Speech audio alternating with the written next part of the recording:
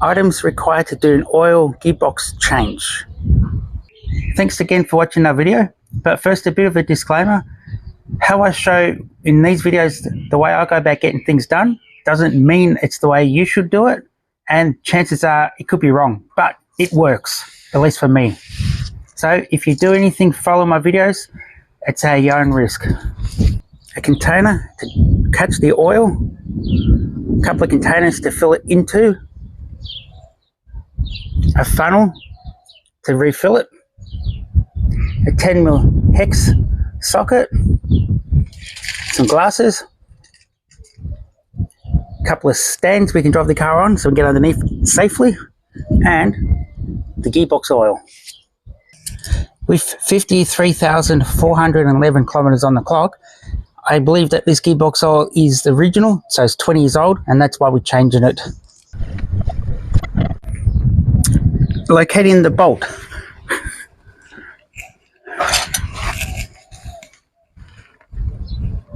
That's the bolt there. So we'll go ahead and remove that. With the catching container in location, let's remove the bolt and hope that container catches all the drops.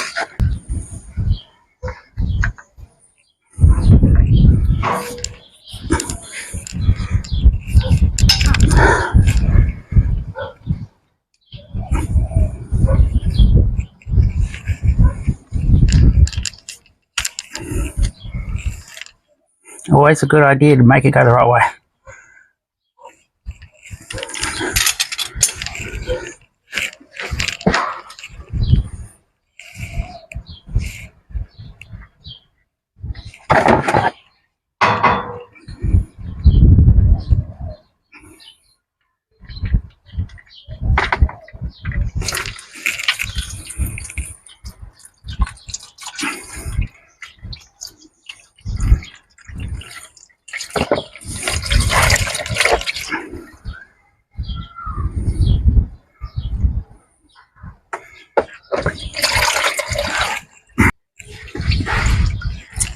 So the trick is, we'll measure how much liquid come out, and that's exactly how much goes in, no more, no less.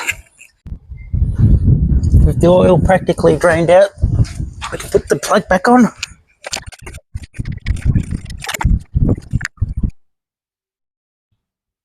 Nice, firm, but not overdo it. I hope I got the right tension. Alright, now we measure the old oil.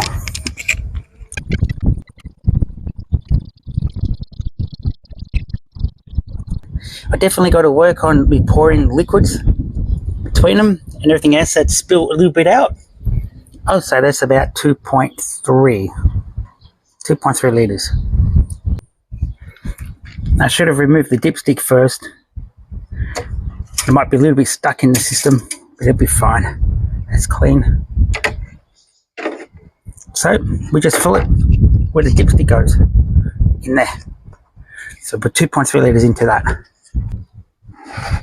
So this is a 4 litre container. If you're putting 2.3 in there, we should be left 1.7, approximately there. No, that's very close to the 1.7. Sits a little high, but we'll let it settle and check it soon. And that's how I did it. It's not perfect, I've made a mess, but at least it's done.